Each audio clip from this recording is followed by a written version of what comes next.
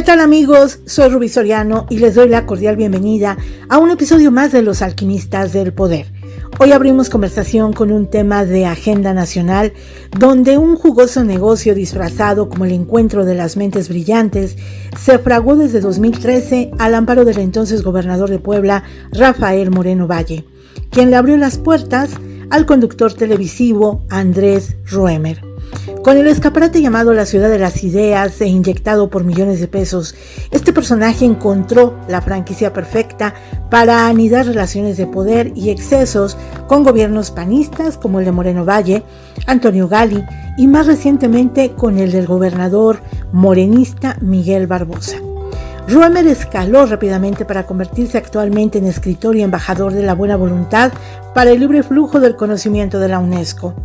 Sin embargo, detrás de sus patrocinadas mentes brillantes y de su status quo de la ciencia del futuro, se halla un personaje de bajos instintos exhibidos en las últimas semanas por las voces de mujeres que se atrevieron a romper ese pacto de complicidad infame donde se intenta invisibilizar el abuso y la violencia hacia muchas mujeres que hoy alzan la voz. Es un gusto darle la bienvenida aquí, en Los Alquimistas del Poder, a Montserrat Ortiz, periodista y una mujer valiente que hoy nos da su testimonio sobre los excesos de ese poder de abusos disfrazados de altruismo científico. Los invito a quedarse en esta conversación entre mujeres.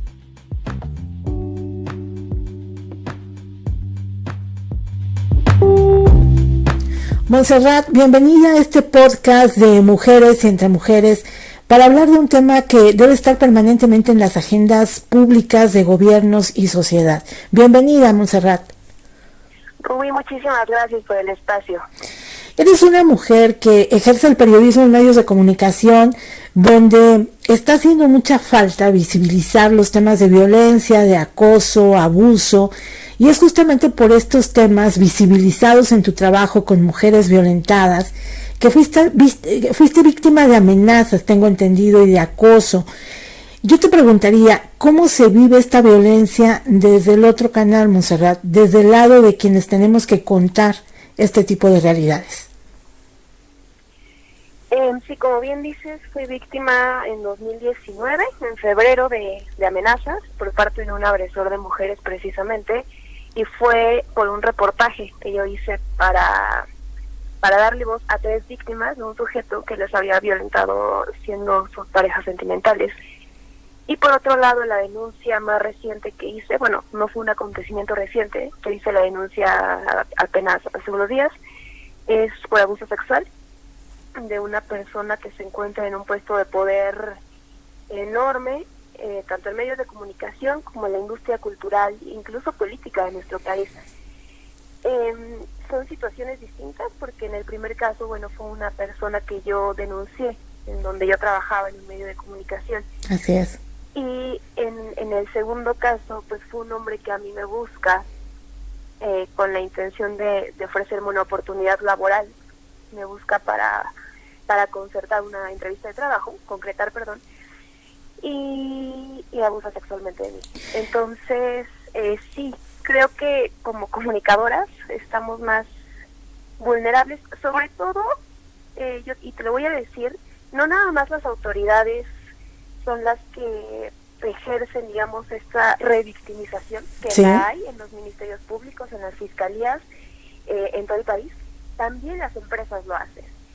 Es decir, yo no me atreví a denunciar a este sujeto cuando yo trabajaba ahí, pues porque yo de antemano sabía que iba a haber una repercusión, no para él, sino contra mí. Contra ti como víctima, claro. Sí. Ahorita, por ejemplo, que me dio mucha tristeza, todas mis compañeras y le voy a decir, de ADN 40, que se manifiestan como feministas, que defienden causas, que hacen, que dicen que van a manifestaciones, son las únicas mujeres que no se han pronunciado por mi caso, ¿no? Uh-huh. O lo hacen en privado. Entonces, yo sé que no es su culpa, y hombres también, eso sí hay que decirlo. Yo sé que no es culpa de ellas y de ellos, sino de que de verdad existe un terrorismo en las empresas, no nada más en el gobierno, en las empresas, para callarte. O sea, no nada más es no denuncies, también es no te manifiestes a favor de alguien que está denunciando a un miembro de mi empresa, de mi corporativo, y que además es un amigo del patrón. Qué grave, ¿no? Qué grave, Montserrat, porque de pronto nos damos cuenta que esta sororidad que aventamos en redes sociales y que apoyamos el hashtag y que estamos detrás de la pantalla y que nos sumamos y alzamos la voz y que vamos todas al 9 de marzo porque un día sin nosotras, en fin, de pronto se queda ahí. Como medios de comunicación, como bien lo comentas, como reporteras, como periodistas, vemos que hay una realidad cuando estamos del otro lado, cuando nos toca también ser víctimas, ¿no? Y en este caso, yo quiero entrar al tema central para preguntarte, ¿qué te llevó a decidirte a hacer público ese episodio tan lamentable que nos estás compartiendo, de haber sido víctima de un abuso sexual por parte de un hombre bastante conocido, cofundador de la Ciudad de las Ideas, Andrés Roemer, que bueno, de pronto está en el ojo del huracán, porque no eres únicamente tú, sino son voces ya de más mujeres que se han atrevido a romper este pacto? Claro. Mira, esto a mí me ocurrió en 2017, yo era una niña, tenía 22, casi 23 años, pues era inexperta, y en ese momento yo estaba segura de que la culpa había sido mía. ¿Por qué? Porque me puse un vestido, porque fui a verlo, porque acepté la entrevista, etcétera, ¿no? Entonces yo tenía mucha culpa, yo guardaba mucha culpa, y he de decirlo, te lo digo a ti y a tu auditorio, yo soy una persona que sufre de ataques de ansiedad desde chiquita. Y en esos momentos fueron los peores de mi vida. Y poco a poco lo fui procesando a mi manera, que cada una tenemos nuestros propios procesos, eso también se vale, es válido. Así es. Y yo lo que decidí en ese momento fue olvidarlo completamente, evidentemente callarlo. No se lo dije a nadie más que a mi jefa y no se lo dije completo, ¿no? O sea, le pedí que ya no me pusiera coberturas con ese señor. Ella se portó muy sororaria, me pidió que denunciara, yo no quería hacerlo. Ella era tu jefa inmediata en ADN 40. Sí. Ok. Sí, ella. Entonces, yo lo viví así mi proceso. O sea, yo quería olvidar. Borré sus mensajes, lo borré de Facebook, lo bloqueé de WhatsApp, de cualquier medio de comunicación donde pudiera tener acceso a mí. Y decidí olvidar. Entonces, en 2019, cuando empezó el movimiento de Me Too, bajo muchos testimonios que empezaron a confesar en anonimato sus violencias, fue la primera vez que yo hablé de eso. Lo hice muy breve y lo hice bajo anonimato. Sí. Ellas publicaron mi denuncia, y fue hasta hace unos días que vi la denuncia de Itzel, de la bailarina, y vi que dio la cara, y eso me dio mucho valor, la verdad. O sea, dije, si ella está dando la cara, yo también puedo dar la cara. Y no se trata de hundir a un personaje público o de perjudicarlo, ¿sabes? Se trata de que se quite a la gente ese velo que tienen los ojos de un personaje, entre comillas, respetable, y se den cuenta de que también es un ser humano, también tiene errores y también es un violador. Y es muy grave, Montserrat, porque, bueno, han pasado de lo que tú narras, que te ocurrió, hasta hacer, digamos, público esto, primero bajo el anonimato y ahora ya dando tu nombre, tu rostro.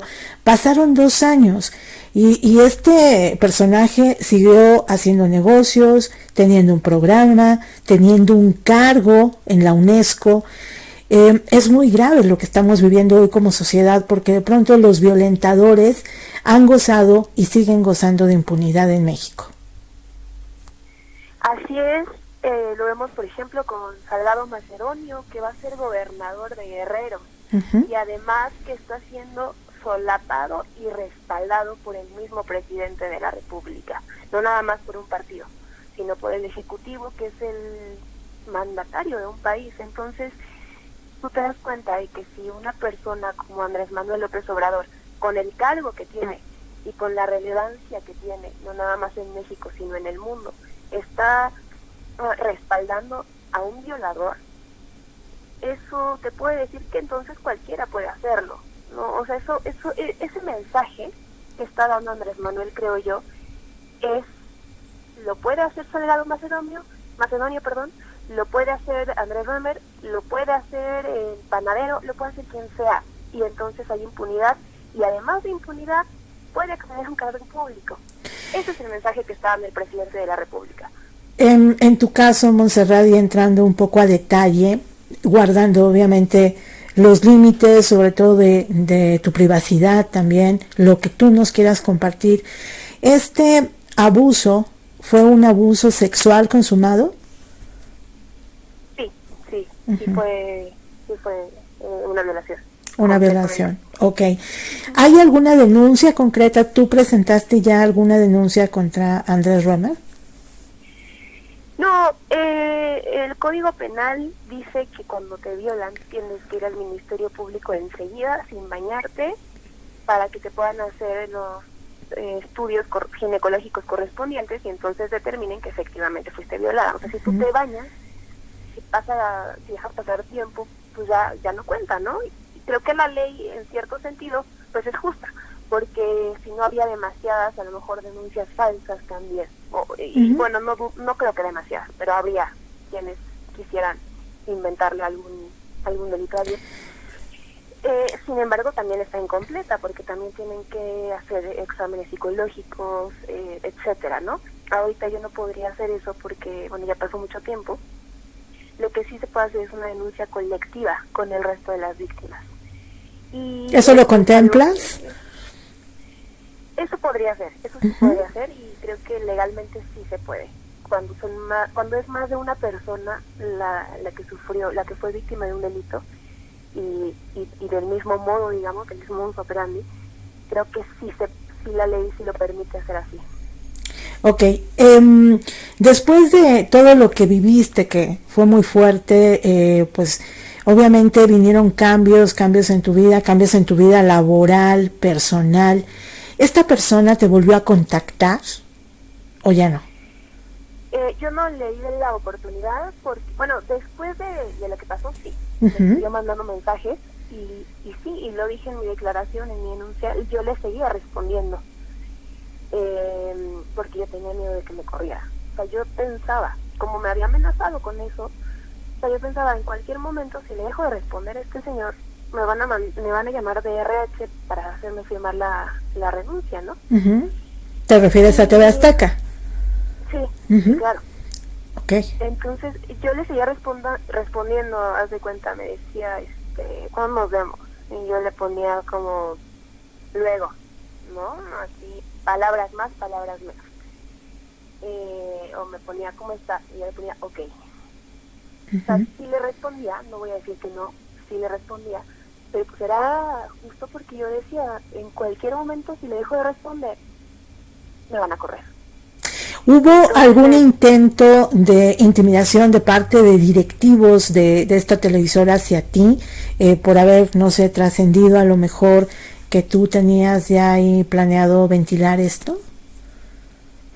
No, porque nadie se enteró. Es decir, cuando yo le cuento a mi jefa, ella me dice, oye, es que hay que hablar con fulanito, que es el director, y yo le dije, no quiero, de verdad, te pido que no le digas a nadie. Ella era muy amiga mía también, o sea, teníamos confianza, y le pedí que no le dijera a nadie. Ella accedió a eso, entonces pues no hubo intimidación, porque también nadie se enteró. Claro. A mí me parece muy importante lo que está ocurriendo hoy, Montserrat, en un cambio de actitudes, porque de pronto se dio el Me Too, como ya bien lo mencionas. Luego viene esta parte de movilización de mujeres en México, donde nos volcamos a las calles, salimos, levantamos la voz, decimos que no debemos callar.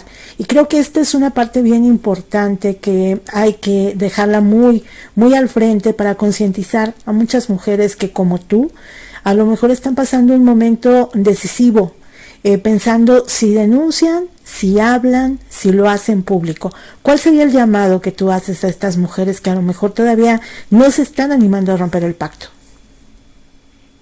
Mira, yo como periodista Y bueno, cuando me pasó eso pude entender a muchas mujeres el por qué no querían hablar. Y el por qué es, pues porque tienen miedo, ¿no? Y yo creo que cada una tiene su proceso. Evidentemente sí es bien importante hablar, bien importante, pero en muchas ocasiones también es bien peligroso. O sea, en mi caso era por no perder un trabajo, que digamos que es un caso mínimo con lo que viven otras mujeres, que son, por ejemplo, esposas o parejas de sicarios, de políticos, de delincuentes, de miembros de la delincuencia organizada, que de verdad ellas no tienen opción más que callarse porque si hablan las matan en ese momento, ¿no? Así es. En esos casos sí entiendo, por ejemplo, que se callen, ¿no? O sea, no todas tenemos la posibilidad, desafortunadamente, de hablar y de ser escuchadas. Sí, evidentemente sería lo ideal denunciar, no nada más en la esfera, digamos, de lo legal, Sí. en un ministerio público, sino gritarlo, ¿no? O sea, que se entere todo el mundo. Pero no siempre es tan fácil, no siempre es tan fácil. Entonces, creo que, en primer lugar, por lo psicológico, porque terminas abrumada, porque ya no quieres saber nada, porque te sientes mal. Ese es un proceso que tú llevas personal. Y en lo segundo es, pues depende de quién estés demandando o acusando, ¿no? Cuando se trata de personas como este señor Roemer, que tienen un papel muy importante en la vida política del país, mediática, pues ahí sí también yo tenía mis reservas, ¿no? Porque yo pensaba, es que a lo mejor si lo hago no nada más me hunde aquí, ¿qué tal si me hunde en cualquier medio de comunicación donde yo quiera trabajar? Como una mujer que está involucrada en los medios de comunicación, como periodista, ¿cómo ves a este país que está inmerso en esta lucha donde las mujeres estamos levantando la voz constantemente, la mano, exigiendo que se nos respete, exigiendo que cesen los feminicidios? ¿Cómo ves al México de hoy, Montserrat? Mira, yo creo que hemos avanzado casi nada desde que llegaron las primeras recomendaciones internacionales, en el caso, por ejemplo, de Campo Algodonero. Sí. Creo que el país ha avanzado muy poco. En esa sentencia le exigían a México, al Estado mexicano, por ejemplo, educar a sus funcionarios públicos en materia de género, lo cual a la fecha no existe. Es decir, todavía a la fecha, si tú vas a un ministerio público como hace cualquier época que te imagines atrás, todavía te pregunta, oiga señorita, ¿y para qué lo demandas si al rato lo va a perdonar? ¿No? Sí. Todavía te preguntan eso. Todavía hay mucha revictimización y además hay algo bien grave que justo estoy por publicar un reportaje del tema. Hay grupos que se dedican afuera del poder, es decir, afuera de la administración, a revictimizar y a lucrar también con las víctimas. Y bien triste que son mujeres. Entonces, es todo un entramado cultural, para empezar cultural, social, donde además, aunque hay veces que nosotras queramos romper con este pacto del que nos obligaron a ser cómplices, porque nosotras no lo somos por naturaleza, nos obligó la sociedad, la cultura, hay veces que de plano no se puede, ¿no? El acceso a la justicia sigue siendo inaccesible para la mayoría de nosotras. Entonces, sí creo que hace falta avanzar muchísimo en materia de derechos humanos, en materia de derechos de las mujeres, de las niñas, que también cada vez hay más feminicidios de niñas en nuestro país. Es una cosa bien triste, porque tú te preguntas, como ¿por qué masacras, matas y violas a una niña que apenas estaba empezando su vida? Pues entonces la respuesta es porque era mujer, porque es mujer. Y así permea el imaginario colectivo en nuestra sociedad. Yo creo que el cambio debe ser en la educación y hasta la fecha yo no he visto una reforma educativa que meta, por ejemplo, materias de género, que creo que serían mucho más importantes.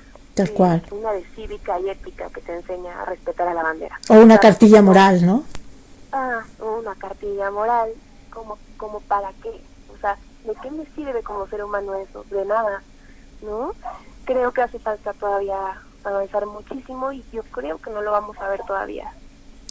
Montserrat, pues que a tu voz se sumen la voz de muchas mujeres que se están haciendo visibles con este tipo de denuncias y con muchas más, pero que particularmente en tu caso se animen a seguir hablando y se animen a seguir desnudando este tipo de figuras de sal como la de Andrés Roemer, porque no es solamente él ni tampoco es únicamente Félix Salgado Macedonio, es una gran cadena de violentadores que están por ahí con impunidad en la política, en la cultura, en el espectáculo, en muchos lados de la sociedad donde siguen de alguna manera amparados por el poder y por la impunidad. Yo te agradezco muchísimo que hayas compartido con nosotros en este espacio de los alquimistas del poder tu experiencia y sobre todo reconocerte tu valentía.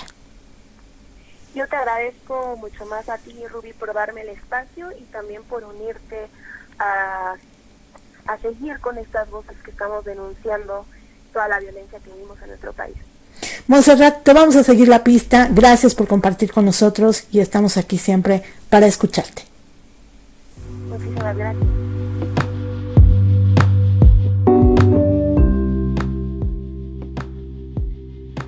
Los pactos se rompen por la fragilidad de gobiernos y personajes que se empeñan en usar la impunidad política y el influyentismo para opacar la voz de mujeres que no guardarán más silencio.